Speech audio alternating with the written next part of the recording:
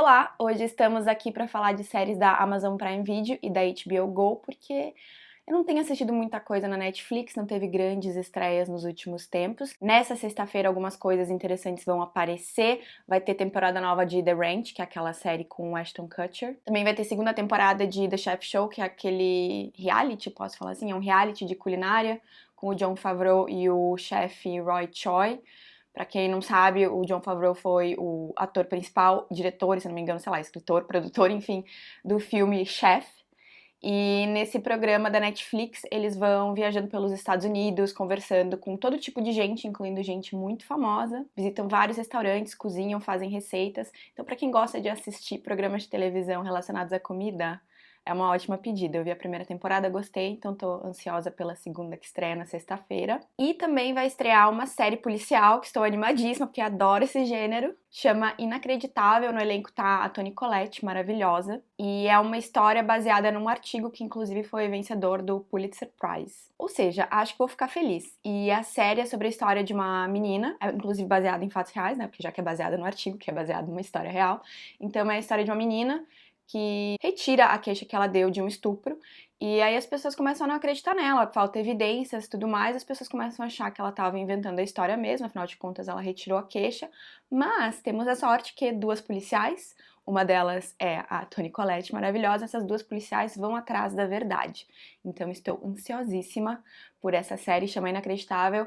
The Ranch, Inacreditável e The Chef Show, segunda temporada, estreiam essa sexta-feira, dia 13, na Netflix. Mas chega de falar de Netflix, porque hoje é pra falar de HBO Go e de Amazon Prime Video. Então vamos lá. Começando por HBO Go, que eu assinei pra assistir Game of Thrones e desde então não consegui me livrar, porque sempre aparece alguma coisa legal pra assistir.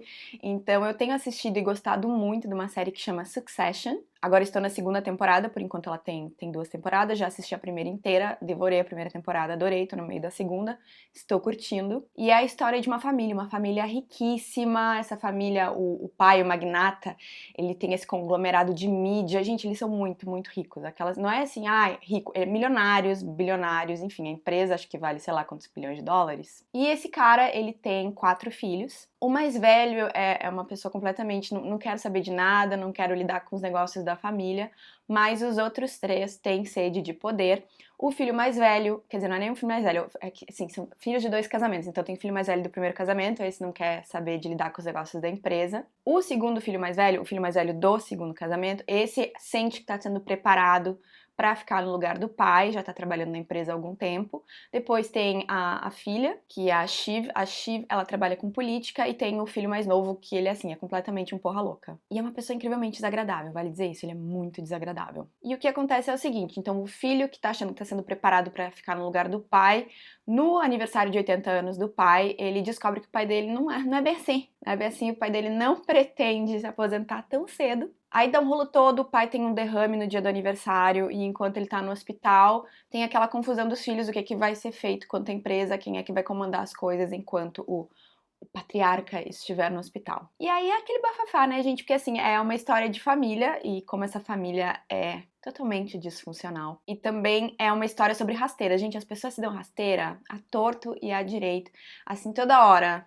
É uma loucura. Pense em vingança, pense em sede de poder, pense em muita manipulação, todo tipo de manipulação que vocês puderem imaginar. E também é uma série que surpreendentemente tem humor, mas o humor vem de coisas absurdas que acontecem por conta da quantidade de poder e dinheiro que aquelas pessoas têm. Acontecem situações completamente ridículas por conta disso.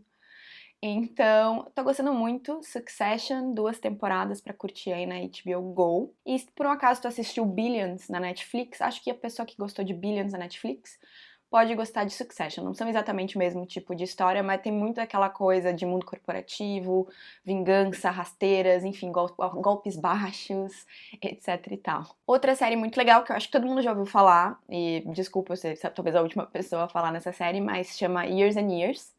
Todo mundo falou dela, eu escutei falar dessa série no Wanda, depois as minhas amigas também estavam assistindo e me recomendaram. Essa série é uma mistura, assim, se This Is Us tivesse um filho com Black Mirror, seria isso, porque a história é focada numa família, a avó e seus netos, e ela se passa num futuro muito próximo, o que é um pouco assustador. Então essa série conta o que acontece com a família com o passar dos anos, com as mudanças políticas que acontecem no Reino Unido e no mundo, e trata de assuntos que inclusive estão em pauta hoje em dia, por exemplo, a questão dos refugiados na Europa, também tem isso. É uma família bem diversa. Temos a avó, temos o neto gay, tem a neta cadeirante, tem outra neta que é ativista. E aí, claro, também tem o neto hétero, ele é casado com uma mulher negra, tem 2 filhas. Uma das filhas é trans, mas não é trans como a gente tá acostumada. Ela é transhumana, então ela não quer mais viver num corpo de carne e osso, ela quer viver na nuvem. Então também tem toda essa questão aí que entra a parte do Black Mirror, da coisa toda, porque nessa série as pessoas podem, sabe aquele filtro que a gente usa, os efeitos que a gente usa no Stories? Então as pessoas podem usar aquilo na vida.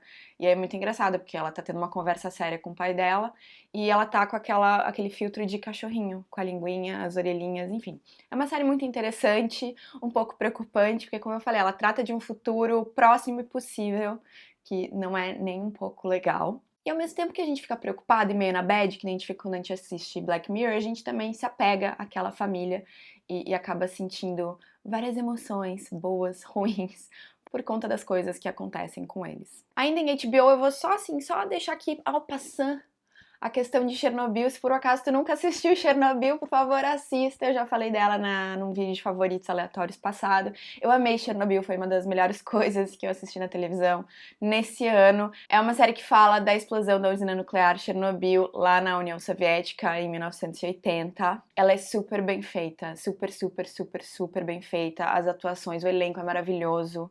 A caracterização, os sets, é tudo muito incrível, muito bem pensado. E eu amei. Então, assim, estou recomendando de novo. Se vocês já me ouviram falar muito de Chernobyl, desculpa, mas não tem como falar de HBO Go sem falar de Chernobyl. E eu também tenho que comentar que existe um podcast, The Chernobyl Podcast, acho que esse é o nome, eu vou deixar o link aqui embaixo para quem quiser ouvir. É muito legal assistir um capítulo e depois escutar um episódio do podcast, porque esse podcast, ele é feito pelo cara que é produtor da série, pelo cara que escreveu a série. Então, tu assiste o episódio e depois tu escuta sobre como foi fazer aquele episódio, o que aquele episódio tem de adaptação da história real para televisão, bem como outras questões assim de produção e tudo mais. É muito legal, recomendo super. Então, se tu entende inglês, porque infelizmente é em inglês, né? Assista a série e escute o podcast ao mesmo tempo. Agora, falando de Amazon Prime Video, eu assisti até bastante coisa por lá. Esses tempos é que a Amazon Prime Video eu sempre me atenho, sempre me prendo nas velharias que tem lá no catálogo. Eu amo. Tem Parks and Recreation, tem Community, tem The Nanny, tem Seinfeld, tem The Office, a versão americana. Então, assim, toda vez que eu ligo o Prime Video, ao invés de assistir uma coisa nova, eu sempre, mais um episódio de The Nanny, não vai fazer mal mais um episódio de The Nanny, né? Então eu sempre perco muito tempo com as velharias, mas eu assisti umas coisas novas. Eu assisti Fleabag, porque Deus e o mundo estão assistindo Fleabag, todo mundo tá falando pra tu assistir Fleabag. Às vezes eu tenho medo de abrir a porta e ter alguém na porta ali. A senhora já assistiu Fleabag? Posso lhe espalhar a palavra de Fleabag? Então, é uma série muito rapidinha de assistir, tem 2 temporadas, talvez tenha uma terceira, mas nada foi confirmado, não tem nenhuma previsão nem nada. 2 temporadas, são 6 episódios cada, tipo 30 minutos, tu assiste numa tarde. E Fleabag é engraçado porque os personagens, eles não têm nomes, quer dizer, pouquíssimos personagens têm nomes mesmo. Tipo assim, o pai é o pai, ninguém chama ele pelo nome, depois tem a madrasta, tem a própria Fleabag, a gente não sabe qual é o nome da personagem principal. Ela é chamada de Fleabag ali na lista do elenco, tá? Como Fleabag. E Fleabag, em inglês, se não me engano, é usado para descrever, sei lá, um hotel de baixa qualidade, um hotel sujinho. Então, enfim. A Fleabag é uma mulher de 30 e poucos anos, a gente sabe que ela perdeu a mãe, a gente sabe que ela perdeu a melhor amiga, ela tá num momento bem difícil, o café que ela tinha com a amiga tá indo de mal a pior, ela tem problemas de relacionamento com o pai, também tem alguns problemas ali com a irmã, e problemas com ela mesma. Ela é uma mulher, digamos assim, que está... No momento ela tá meio despedaçada e precisa juntar os pedacinhos, precisa juntar os caquinhos. E é uma série interessante porque quebra a quarta parede. É a quarta? Eu nunca sei se é a terceira, a quarta, a quinta. É a parede, ela fala como telespectador. Então ela te coloca dentro da história, de certa forma. E ela é uma pessoa que tá meio que tentando preencher o vazio que ela tem dentro dela com sexo casual. Ela tem alguns relacionamentos rápidos, bem estranhos, digamos assim, pouco saudáveis. É isso. E a primeira temporada é bem legal, mas a temporada melhor mesmo é a segunda. A segunda é incrível. E a gente tem um padre na segunda temporada que, assim, apaixonada pelo padre, eu tô uma coisa. Então, é isso. Fleabag é legal. Se alguém por um acaso falou de Fleabag, tu já tá de saco cheio de ouvir as pessoas falando de Fleabag, não seja do contra, vai lá, assiste, porque, como eu já disse, é rapidíssima de assistir. São 6 episódios cada temporada, 30 minutos cada, enfim. Uma tarde, assistiu tudo. Curti bastante e me arrependo de não ter assistido antes. Eu era uma dessas pessoas que tinha birra, só porque todo mundo fala pra tu assistir, aí eu resolvo não assistir. Então, mas valeu a pena, achei legal. Também vou falar de The Boys, que é uma série relativamente nova, estreou não faz muito tempo no Amazon Prime Video. É uma série que faz uma sátira com super-heróis, especialmente com a Liga da Justiça.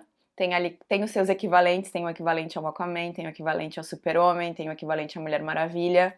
E esses super-heróis, eles são horríveis, porque eles existem nesse mundo onde eles viram produtos. As pessoas sabem da existência deles, eles são garotos propaganda, eles meio que são propriedade de uma corporação que dá muito dinheiro pra eles e agencia eles nesses negócios. E eles não são pessoas legais, eles não são heróicos, digamos assim, eles são pessoas horrorosas. Enfim, a história começa com uma menina que tem seus superpoderes e tem assim audições ao redor do país inteiro para conhecer esses heróis e apenas alguns deles acabam virando super famosos, fazem parte do, digamos assim, do set, que é o grupo dos heróis principais, os que fazem mais dinheiro, os que são mais poderosos, os que são mais famosos. E ela chega lá super feliz porque ela é mega ingênua e ela acha que ela realmente vai poder fazer o bem. Ela é bem poliana assim, quando ela chega lá e conhece aquelas pessoas, ela fica passadíssima, ela inclusive sofre abuso no primeiro dia de trabalho.